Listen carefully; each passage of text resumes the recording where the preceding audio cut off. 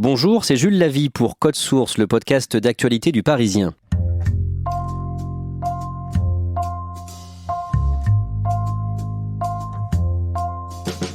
Vous ne le savez peut-être pas, mais les diabétiques de type 1 n'ont pas le droit d'exercer plusieurs métiers comme pompier ou policier. Un adolescent de 15 ans, lui-même diabétique, se bat pour faire changer les choses. Il estime que les traitements ont évolué et que ces interdictions n'ont plus lieu d'être. Akaroa Vallée, que tout le monde appelle Aka, soulève des montagnes. Il a déjà gagné le soutien de plusieurs chefs d'État et de centaines de députés français. Code Source vous raconte son histoire à l'occasion d'une nouvelle manifestation devant l'Assemblée nationale.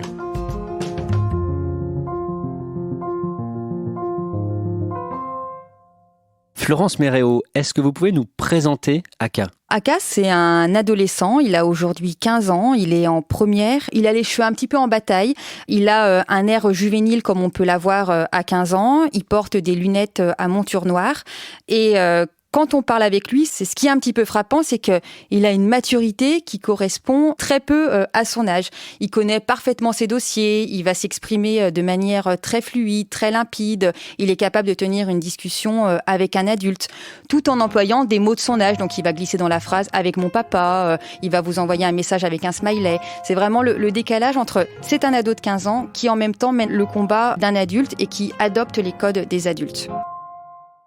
Florence Méréo, au printemps dernier, le jeudi 8 mars, Aka prend la parole à l'Assemblée devant des députés.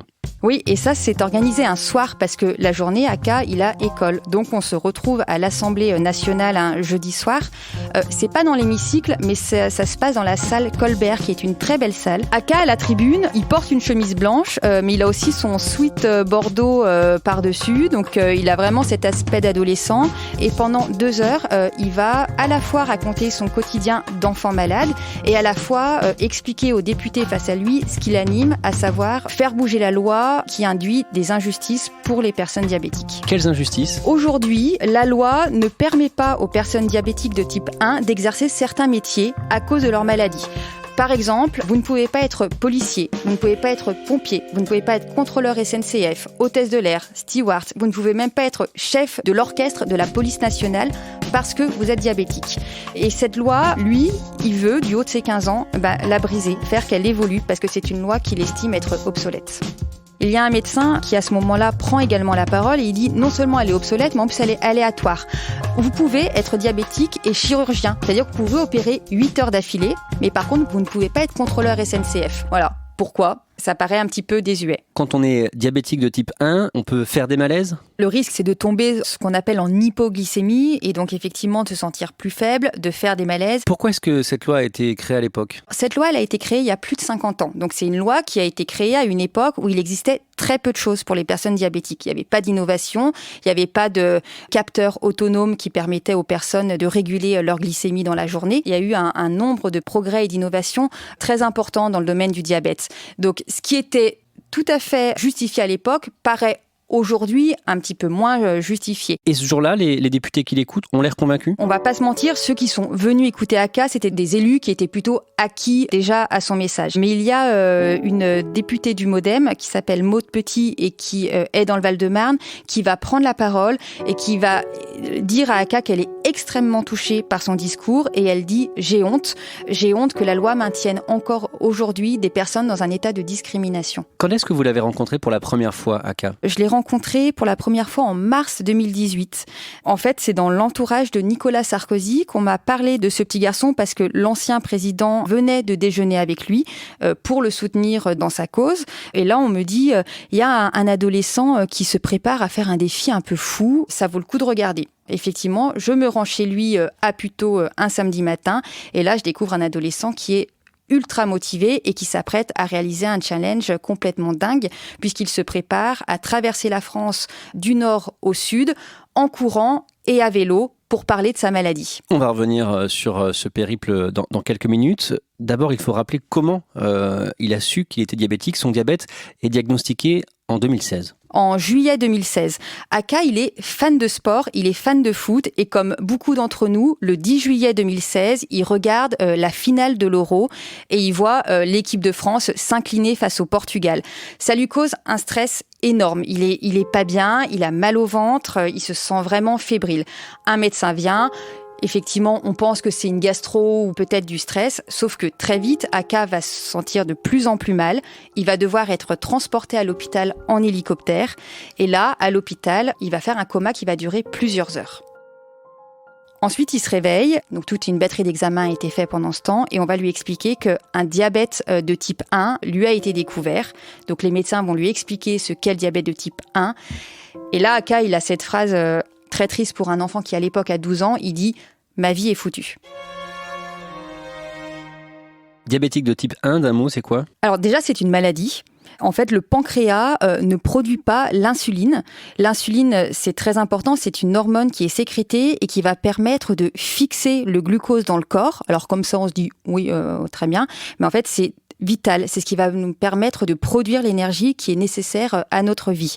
En France, il y a entre 250 000 et 300 000 personnes qui sont diabétiques de type 1, dont Aka, et on a tendance à appeler ce diabète le diabète de l'enfant. Il se déclare souvent dans l'enfance. Et donc, ça veut dire concrètement des piqûres ou de l'insuline injectée chaque jour ? Oui, c'est ça. Ça veut dire qu'il faut contrôler son taux de glycémie, il faut le régler, il faut gérer sa maladie. Mais aujourd'hui, grâce aux progrès et aux innovations, ça se fait de manière assez facile. On a des capteurs autonomes. Enfin, les personnes diabétiques ont des capteurs autonomes, ce qui permet de pouvoir régler et de se surveiller assez facilement. Qu'est-ce qui est le plus dur pour lui à ce moment-là ? À ce moment-là, il a l'impression que sa vie, elle va être totalement chamboulée. Il s'interroge, est-ce que je vais pouvoir continuer à aller à l'école, continuer à faire du sport, continuer mon alimentation. Les médecins vont lui expliquer que oui, il va pouvoir continuer à faire tout ça. Et donc lui, il dit, bon, si j'ai le droit, dans ces cas-là, non seulement je vais continuer, mais en plus, je vais me servir de cette épreuve comme d'une expérience et je vais montrer que oui, on peut faire du sport quand on a du diabète et du coup, il va en faire lui de plus en plus. Le sport, c'est aussi un excellent moyen pour les diabétiques parce que, en quelque sorte, ça remplace l'insuline. Parce que, par exemple, quand je vais faire de la course à pied le matin, je me fais beaucoup moins de doses d'insuline pour le petit déjeuner que si je ne faisais pas de sport. Donc vraiment, et en plus, ça régule la glycémie parce que ça fait descendre la glycémie. Donc c'est un peu un moyen de remplacer l'insuline. Il va évidemment continuer à aller à l'école et il va vouloir montrer que oui, on peut vivre avec un diabète de type 1. C'est à ce moment-là qu'il décide d'essayer de faire changer cette loi ? En fait, il se dit, 1, on va parler de la maladie, 2, on va expliquer ce qu'est le diabète, et 3, on va parler des injustices qui sont liées à cette maladie. Bonsoir, Akaora. Bonsoir. Bonsoir. Il y a des écoles qui sont interdites, des crèches, des sorties scolaires qui sont interdites. Il y a des cantines, on te dit, tu vas amener ton propre repas parce qu'on ne sait pas te gérer. Des métiers qui sont interdits. Il y a le permis de conduire qu'il faut repasser tous les 5 ans. Il y a les assurances qui sont multipliées par 2 ou par 3 pour les diabétiques. Donc voilà, il se dit, on va mettre sur la table tout ce qui lui paraît comme profondément injuste, d'autant plus que c'est un adolescent qui construit sa vie. Et sa famille est donc très présente avec lui dans ce combat. Absolument, sa famille est très présente. Il y a son papa, Eric, qui fait beaucoup de sport avec lui, qui le surveille de près. Il y a Florence, sa maman, et Manzana, sa sœur aînée. C'est vraiment une entreprise familiale. Tout le monde s'est un petit peu mis autour de cette cause. Et son papa, moi, quelque chose m'avait beaucoup touchée quand je les avais rencontrés, c'est qu'il se relevait 2 à 3 fois par nuit pour surveiller le capteur de glycémie de Aka. La fois où j'avais été le voir, il y avait été à 23h30, à 3h49 du matin. Et ce qui fait que Aka disait ça avec beaucoup d'humour et en même temps une grande tendresse. Il disait « Mon père, c'est mon pancréas ».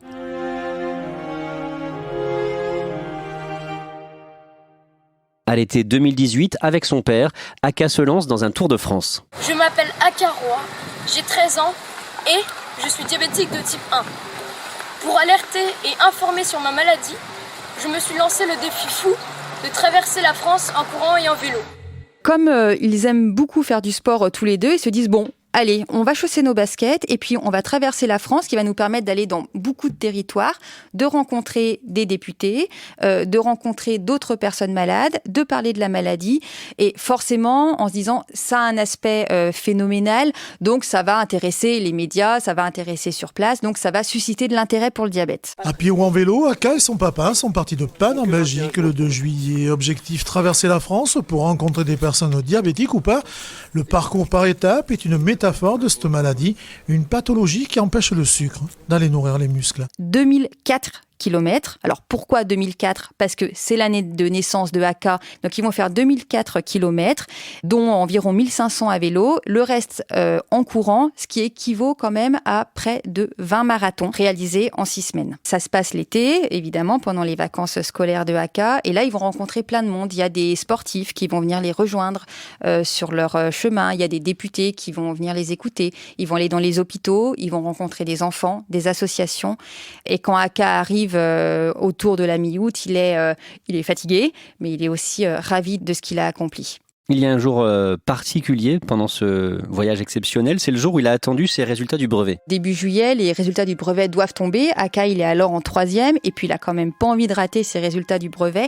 Donc c'est le seul jour où il va s'accorder de partir un peu plus tard dans la journée pour pouvoir se connecter à Internet, récupérer ses résultats qui sont excellents puisqu'il va avoir 18,85 de moyenne au brevet. Dans son combat, Aka va recevoir des soutiens prestigieux qu'il garde dans un classeur. C'est un classeur qui est étiqueté « Je classe, donc je suis ». Et quand vous l'ouvrez, vous trouvez un tsunami de soutien, de lettres. Donc il y a une lettre par exemple de Virginie Efira. Il y a des lettres de sportifs, les athlètes Stéphane Diagana ou Marie-Amélie Le Fur. Il y a plein de lettres de députés. Et puis, il y a même, et ça c'est assez impressionnant, des lettres qu'il a reçues des anciens ou de l'actuel président de la République, mais aussi des dirigeants européens. Il a une lettre de Theresa May qui lui dit... En anglais, mon cher Aka, je te soutiens dans ta cause. Moi-même, je suis diabétique de type 1 et regarde où est-ce que ça peut mener à être, à l'époque pour elle, Premier ministre. Il y a aussi une lettre de Valéry Giscard d'Estaing qui lui dit toute son émotion face à ce que lui raconte Aka et il met un petit PS en lui disant bon courage et bonne chance pour ton brevet, à ne pas négliger. Aka a même fait un stage avec Emmanuel Macron. À la fin de son cursus de seconde, il a décidé de faire un stage et il a demandé un stage dans le cabinet présidentiel, un stage qui a été accepté et il le dit que c'était pas totalement anodin. Alors lui, il est féru de politique mais il voulait aussi pouvoir glisser son dossier au président de la République. Et il se trouve qu'il a croisé Emmanuel Macron, qu'il a pu lui expliquer un petit peu quel était son parcours. Et Emmanuel Macron lui aurait dit c'est une très belle démarche, continue. Et là, je crois qu'on peut compter sur Aka pour continuer.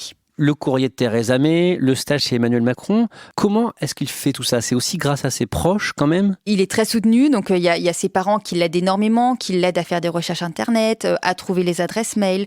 Il est aussi soutenu par la Fédération française des diabétiques. Et surtout, Aka, il sait faire, c'est-à-dire que quand il rencontre quelqu'un, il va demander à cette personne dans son entourage qui peut l'aider. Donc il va comme ça pouvoir rencontrer de plus en plus de députés, des ministres, jusqu'au président de la République.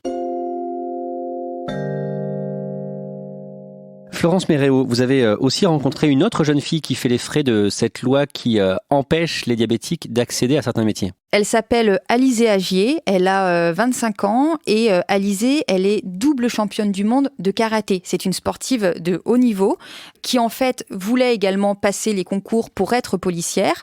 Donc elle a passé les écrits de manière brillante, elle a passé son rendez-vous médical, tout allait bien jusqu'au moment où on lui a demandé si elle avait une problématique de santé et lorsqu'elle a annoncé qu'elle était diabétique de type 1, la sentence a été immédiate, recalée. Le jour où j'ai reçu la lettre qui me disait que j'étais inapte à entrer dans la police, ça a été vraiment une grosse déception et sur le coup c'était vraiment une remise en question. Je me dis mais qu'est-ce que je vais faire ? Jusqu'à maintenant le diabète ne m'a jamais empêché de faire quoi que ce soit. Ça montre effectivement le côté assez improbable. On peut faire du karaté et être championne du monde, par contre on ne peut pas être policier. Ce qu'elle a vécu évidemment comme une profonde injustice. Aujourd'hui, Alizée, elle est très impliquée aux côtés de Aka et des autres personnes diabétiques pour faire évoluer cette loi. Que fait Aka aujourd'hui ? Déjà, il suit sa scolarité. Aujourd'hui, il a 15 ans, il est en première et comme c'est un très bon élève, il passe en parallèle un bac américain qu'il fait sur Internet le soir et les week-ends. Est-ce qu'on sait s'il va obtenir gain de cause, si cette loi va être changée ? En tout cas, en 2017, il y avait eu des premières annonces ministérielles disant que il fallait regarder pour faire évoluer la loi. Bon, entre-temps, il s'est pas passé grand chose, en tout cas rien d'effectif. Donc oui, on peut s'imaginer que peut-être demain cette loi va bouger, mais pour l'instant, il n'y a rien de concret.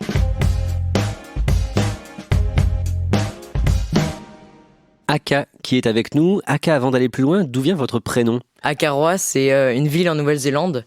Et donc mes parents y sont allés et ils ont trouvé ça très joli. Je pense que c'était pour me donner le goût du voyage, d'aller au-delà, d'aller découvrir de nouveaux pays. Et c'est ce que j'ai fait et c'était vraiment magnifique. Vous organisez une nouvelle manifestation ce mercredi 30 octobre, une marche citoyenne et un jogging autour de l'Assemblée nationale à partir de 9h le matin. Est-ce que vous sentez que les députés sont prêts à faire changer la loi ? Actuellement, il y a 565 députés qui me soutiennent dans mon combat, donc qui ont validé ma démarche. J'ai rencontré 7 ministres. Merci, monsieur le député. La parole est à madame Agnès Buzyn, ministre des Solidarités et de la Santé. Bien entendu, nous devons réévaluer en permanence les restrictions à l'aune des découvertes scientifiques, des progrès médicaux. C'est ce que nous faisons, c'est l'engagement que je prends avec vous. L'évolution des connaissances et des traitements doit conduire à réviser régulièrement les règles. Je vous remercie. Mais c'est plus l'administration qui reste un peu cloisonnée dans le passé parce que la science a pas mal évolué, mais les lois n'ont pas changé depuis 60 ans, donc... On dirait que la plupart des gens ne sont pas au courant que les diabétiques de type 1 n'ont pas le droit de devenir pompiers ou policiers. La discrimination est faite des méconnaissances. Si on arrive à plus sensibiliser, alors il y aura moins d'idées reçues. Par exemple, c'est parce que j'ai trop mangé de sucre que je suis diabétique. Ou alors, vu que je suis diabétique de type 1, je n'ai plus le droit de manger de sucre. Alors que pas du tout en fait. Donc c'est pour montrer ce combat que je suis pas du tout un sous-citoyen ou un pestiféré. Donc forcément, grâce au soutien des députés et des ministres, j'espère que ça fera reculer les discriminations. Vous avez rencontré le ministre de l'Intérieur, Christophe Castaner. Qu'est-ce que vous êtes dit ? Ça a été ma première rencontre avec un ministre. Ça a été un peu troublant pour moi. J'ai été vraiment très stressé et très timide devant lui. Il m'a dit que les CRS pouvaient être sur le champ d'action pendant des dizaines d'heures. Et je lui ai répondu que j'avais fait des courses de 24 heures. Et il a rigolé. Mais ça a été vraiment inspirant parce que il m'a dit que il essaierait de faire quelque chose, non pas pour l'ensemble de la police, mais plutôt pour les contractuels ou alors pour ceux qui sont dans des bureaux, qui réfléchiraient donc à faire avancer ce combat pour la police. Vous êtes confiant aujourd'hui ? Je suis plus confiant que quand j'ai débuté mon combat il y a 2 ans, où j'avais vraiment aucun soutien. Donc mon combat prendra fin en fin juin. Parce que j'ai le bac, donc il va falloir que je me reconcentre aussi sur mes études. Je pense que j'ai pas mal fait de choses par rapport à ce combat et que la sensibilisation a été quelque chose d'assez fort parce que 565 députés sont maintenant au courant de cette maladie et peuvent véhiculer des bonnes idées dans leur circonscription. Est-ce que vous savez ce que vous voulez faire plus tard ? Je sais pas encore ce que je ferai plus tard, mais en même temps j'ai envie d'avoir le choix de choisir, comme toutes les personnes normales. D'avoir le choix d'être militaire, d'être gendarme, d'être pompier, d'être policier et pas devoir changer de nationalité pour l'être. Parce que dans plusieurs pays, j'ai le droit d'être policier, militaire comme en Espagne, aux États-Unis, j'ai le droit de piloter un avion au Canada ou en Irlande. Donc c'est vraiment des choses que je peux faire dans d'autres pays mais pas en France.